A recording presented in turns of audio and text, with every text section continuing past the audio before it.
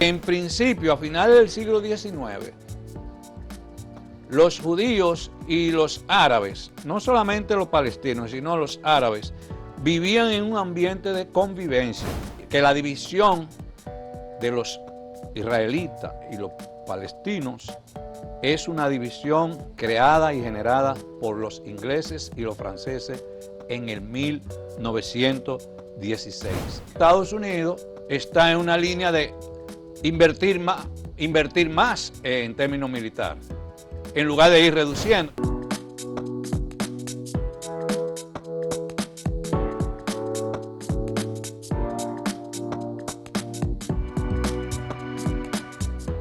Saludos amigas, amigos, ustedes sintonizan Acento TV y este es su espacio a partir de ahora. Y como hoy es viernes, aquí está el hombre de los viernes, Bernardo Matías. ¿Cómo está usted? Saludos, ¿cómo está usted? Bien. Bien, yo le he dicho a usted que yo estoy viviendo los mejores años y momentos y la eternidad vivida en plenitud. Sí, lo que estamos cerca de nos pega algo de eso, ¿verdad? Así es. Sí. Bueno, seguimos con el tema Israel-Palestina. Aquí hay, además de un elemento pedagógico, hay una intencionalidad política. Voy a ser claro. Una intencionalidad política. Y por eso ese nudo histórico desde Abraham hasta la fecha actual, nosotros hemos sido consistentes en poder entenderlo. Y lo resumo en cosas que hemos dicho en los programas anteriores. Israel y Palestina son dos hermanos con sus mismas raíces que se están peleando. Los palestinos y los israelitas tienen, los israelíes e israelitas, no, los israelíes tienen las mismas raíces. Que era el antiguo pueblo. Son hebreos, hijos de Abraham y vienen de los pueblos semitas. Por tanto, son hermanos que se están peleando. Y que se están peleando por un mismo territorio. ¿Y qué pasa? Se están peleando, es como que dos hermanos se están peleando una casa, ¿verdad? Donde los israelíes dicen que esa tierra le fue otorgada por Dios y por tanto les pertenece. Los palestinos indican que ellos son los originarios de esos territorios y llevan siglos viviendo en esa tierra. Vimos, incluso con texto bíblico, cómo ya habían pueblos habitando esas comunidades. E incluso cuando se crea el Estado de Israel, también esos territorios estaban habitados por palestinos. Entonces, ¿de quién es la verdad? El hecho es que se están peleando y seguir peleándose lo que genera es destrucción entre ambos pueblos. Y que se incrementen los odios. ¿Cómo surge esto? Vamos a ir viendo algunos hitos importantes. Los fundamentos del sionismo. Ya vimos que el sionismo, que es un movimiento nacional que reivindica el derecho del pueblo judío a un territorio y en este caso al Estado judío, ya en un lenguaje más moderno. Ellos entienden, los judíos, que se han pasado gran parte de su historia en diáspora y que esos territorios les garantiza no vivir más en diáspora y que eso constituye la oportunidad de su reencuentro y reorganización. El sionismo empieza con esa concepción, construyéndose a finales del siglo XIX. Comienza a construirse el sionismo. Gran parte de lo que hemos venido analizando aquí está inspirado en un libro que se llama 100 preguntas y 100 respuestas del conflicto Palestina-Israel, de Pedro Brieger, que es un argentino de origen judío, que incluso lo han acusado de antisemita, él es sociólogo, pero en el fondo no es antisemita, es lo que es como muchos otros que entendemos que el pueblo palestino tiene derecho a un territorio y no hay derecho a que se le extermine ni haya genocidio, matanzas, crímenes, ni se le quiere expulsar de su territorio, su propio territorio. Él señala que los pensadores y creadores del movimiento sionista fueron personas intelectuales en Europa que tenían muy poco conocimiento del Medio Oriente y la existencia de estos pueblos que estaban en Medio Oriente, sino que estos intelectuales estaban muy influenciados por las corrientes europeas, las corrientes socialistas, la expansión del capitalismo. El siglo XIX fue uno de los siglos donde se produjeron más cambios y más revoluciones en el mundo, en términos filosóficos, en términos de economía, de expansión del capitalismo, en términos de teorías económicas y políticas, de derrumbe de las monarquías, etcétera. Y eso, por supuesto, generó muchos movimientos y de ahí surge este movimiento del sionismo. Hay que decir que en principio, a finales del siglo XIX, los judíos y los árabes, no solamente los palestinos, sino los árabes, vivían en un ambiente de convivencia. No había situaciones de conflictos, ni militares, ni de confrontación entre pueblos, ni culturas. Estoy hablando a finales del siglo XIX, incluso hasta el 1948. No había situaciones de guerra ni de conflicto. Y en los territorios palestinos vivían alrededor de un 10% de palestinos. El 90% eran árabes palestinos. Un 10% de judíos. De judíos, sí, ¿qué dije? Sí, que en principio tú dijiste 10% de palestinos. No, 10% de judíos. Sí, sí. Sin embargo, a principios del siglo XIX, esta convivencia se vio alterada y fragmentada con el movimiento sionista. Si el movimiento sionista es el que comienza a alterar esta convivencia, que se plantea crear un Estado solo para los judíos. ¿Dónde? En el corazón del mundo árabe e islámico. En algunos momentos se habló de algún territorio africano y hasta Argentina se evaluó como una posible opción. De hecho, en un momento dado, BBC publicó algo que hasta se habló de la isla La Española. ¿De nosotros? Sí, en un momento dado. Eso, no sabía pero eso. Pero que no fue algo... Finalmente lo que hizo fue Trujillo, un acuerdo con Roosevelt, que trajeron 400 judíos aquí, a Sosúa. No miles, como muchas veces, fueron 400 Los sefardíes. personas.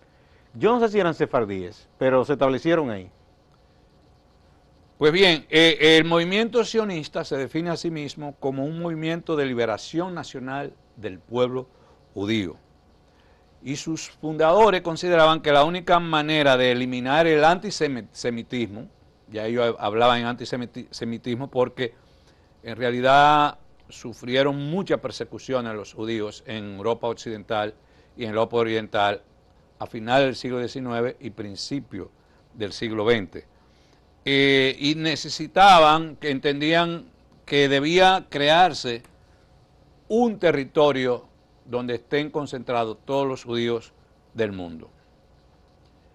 Ahora bien, en esa lucha de los sionistas había quienes se oponían al sionismo. Como por ejemplo, había algunos que concebían que la judeofobia era algo eterno e inevitable.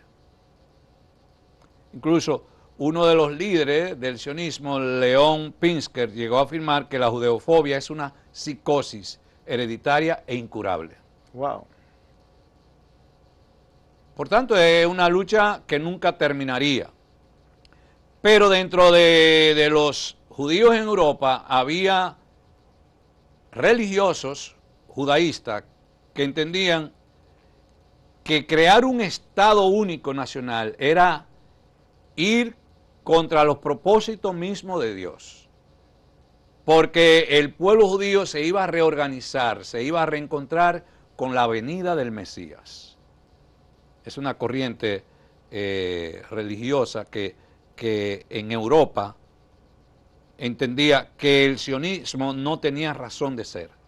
Entendiendo que para los que piensan así, Jesús no fue el Mesías. No lo reconocen. No, Sí. tienen otra concepción del mesianismo. Perfecto. Vamos a la primera pausa.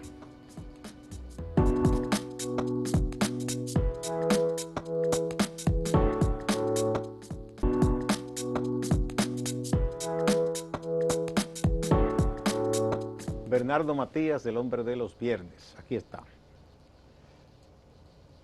Hay que precisar de que el sionismo no fue una idea de los ingleses como se le ha querido tildar en su origen. El sionismo fue una idea de los propios, de intelectuales judíos. Sí, que eran grupos que aspiraban a tener un Estado. Teniendo a Teodoro Herzl como su fundador, creador, su ideólogo.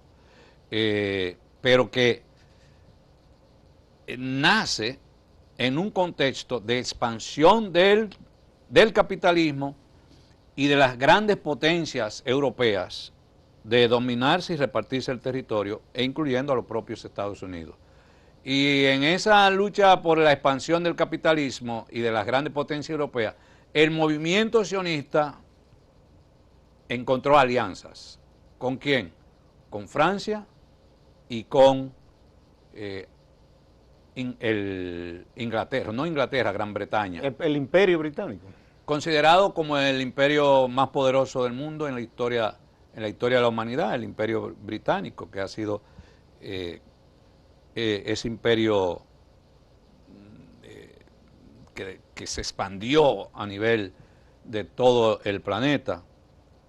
Ahora, ¿cómo Francia y Gran Bretaña entran ahí? Con la caída del famoso Imperio Otomano. Sí, hay toda una historia porque la promesa era que ellos iban a ayudar, los franceses y los británicos, a crear el gran Estado árabe, con una unión de todos los países árabes. Pero los árabes se molestaron porque con esa promesa y de un momento a otro le salen. Vienen y le dicen con que Estado no. Judío. Bueno, el famoso, hubo un enviado de Inglaterra, que hasta una película hicieron de eso, que él mismo le dice a ellos que estoy desengañado, me engañaron, porque yo estuve prometiendo a ustedes esto y ahora me vienen mi país y los franceses que negociaron que no, y se repartieron. Sí. Y no solo eso, eso va a motivar al surgimiento de los movimientos nacionalistas árabes entonces. Entonces tú vas a tener dos movimientos nacionalistas, el movimiento nacionalista sionista y el movimiento nacionalista árabe. Y la desconfianza hacia Occidente, porque se sintieron engañados. Porque ellos mismos dijeron, nosotros le ayudamos a ustedes a derrotar el Imperio Otomano. Que dicho sea de paso, Otomano viene de Osman, un líder turco que logró derrotar o que motivó e inspiró la derrota del Imperio Bizantino, antiguo Imperio Romano. Y lograron conquistar Constantinopla, que hoy es lo que se llama la ciudad de Estambul. El nombre de Constantinopla se cambió por el nombre de Estambul. Ahora, ¿cuáles territorios perdió el Imperio Otomano? Bulgaria, Egipto, Grecia, Hungría, Jordania, Líbano, Israel, Palestina, Macedonia, Rumania, Siria, parte de Arabia y la costa norte de África. Todo ese territorio lo perdió. Y si tú ves, gran parte de esos territorios son territorios en conflicto en este momento. Entonces, ¿qué sucede? Que cuando cae el Imperio Otomano, también aparecen oportunidades para entrar en el negocio del petróleo. Se descubre que esa tierra es una tierra rica en petróleo y se crea otra tríada diferente a la de la parte inicial que tuvimos en el primer programa de tierra, fe, familia. Aquí ahora la tríada es petróleo, comercio, territorio. Es decir, los territorios donde hay posibilidad de transporte marítimo, mar, pero también donde haya petróleo. Las famosas rutas que hay en esas Las zonas. rutas. Entonces, ahí empezó a Inglaterra y Francia a dividirse ese territorio. Toda esa zona que hoy es fuente de conflicto. Y eso se produce en alianza también con los Estados Unidos. La caída del Imperio Otomano implicó alianza con Estados Unidos y Rusia en la Primera Guerra Mundial. Sí, la primera. Aunque Rusia quiere decir que después que gana la revolución bolchevique, Lenin dijo que no estaba de acuerdo con eso y se salió. Y Gran Bretaña aprovecha todo eso y se apodera y toma el control del Medio Oriente Sí, como imperio. sí, así fue. Francia se quedó con Argelia, Marruecos. Se repartieron la región. Sí, fue así. Sí. Incluso se habla de un tratado secreto llamado el Sykes-Picot. Sí, ese mismo, Ajá, que eso está en la historia. En la sí, historia. Sí. Donde ahí en el 1916... Picot el francés y otros señores británicos, sí.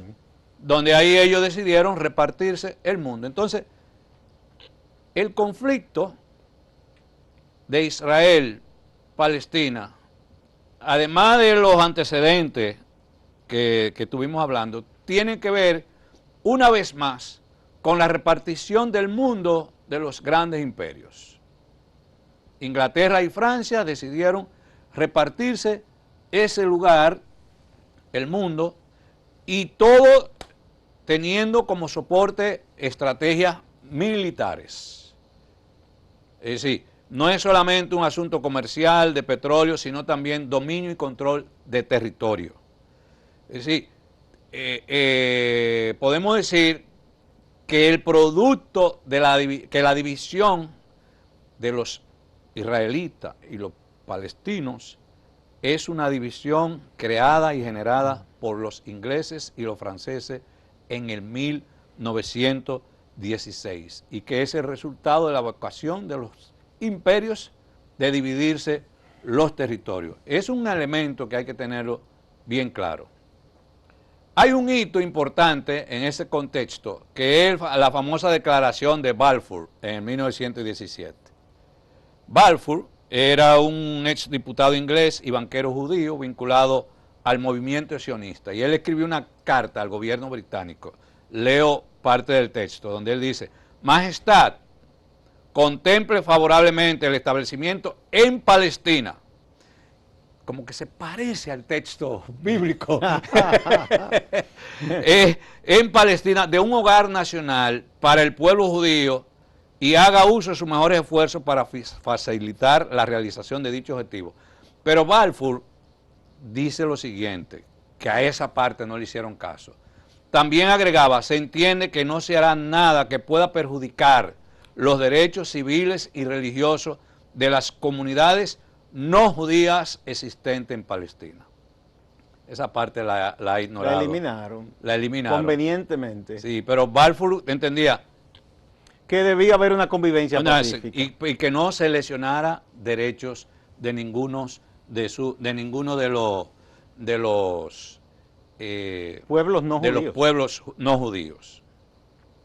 Cuando se produce este fenómeno de la incursión hacia territorio palestino, se crea un movimiento nacionalista árabe, como decíamos anteriormente. Los sionistas aprovecharon esta carta y le dieron carácter de legalidad y legitimidad a esa carta. Eso entendían que eso le daba derecho a la tierra. Y los árabes se sintieron traicionados por Gran Bretaña. Entonces tú tienes aquí, y los árabes entonces lo que se radicalizaron contra los judíos y contra Francia y Gran Bretaña. Vamos a la segunda pausa, mejor dicho. La segunda pausa y volvemos.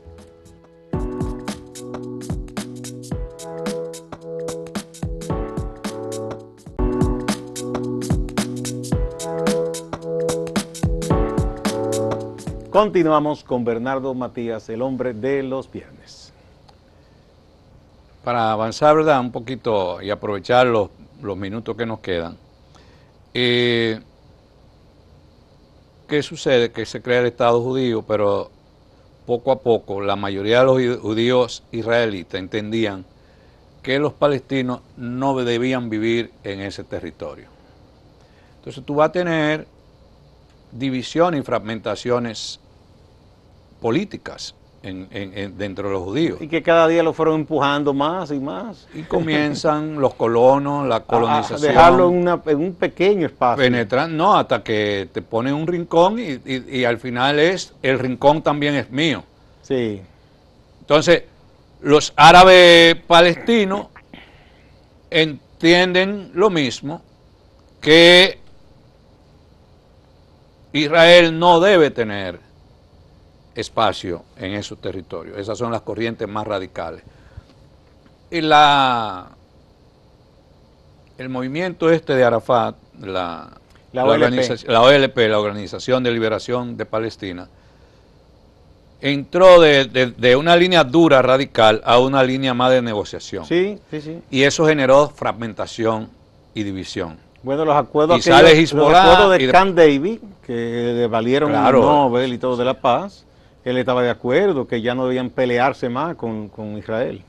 Y ese proceso venía, pero con la muerte de Arafat se complicó. Sí, porque él tenía un gran liderazgo. Y se producen rupturas en la OLP, donde surgen movimientos más radicales como Hezbollah, que nosotros decimos Hezbollah, pero es Hezbollah, que es el partido de Dios, y Hamas, que son corrientes que responden a líneas radicales, militaristas. La OLP responde a una línea más de negociación, realmente. Y eso es bueno entenderlo. Perspectiva. Yo le llamo a esto una guerra y un genocidio sin esperanzas. Uy, qué duro. Vamos a ver un gráfico, jóvenes, donde dice la ayuda de Estados Unidos a Israel. La guerra es un negocio, ¿sí o no? Oh, donde hay grandes inversiones. El negocio más grande. Míralo ahí. Donde hay grandes inversiones. Entonces tú necesitas crear necesidades y demandas para vender tu producto. El que fabrica armas le encanta, aquí diríamos, enchinchar a que los países se metan en guerra. Pero mira la tendencia, Gustavo, ahí. 1999-2008, la ayuda de Estados Unidos a Israel, eran 20.000 millones en ese periodo.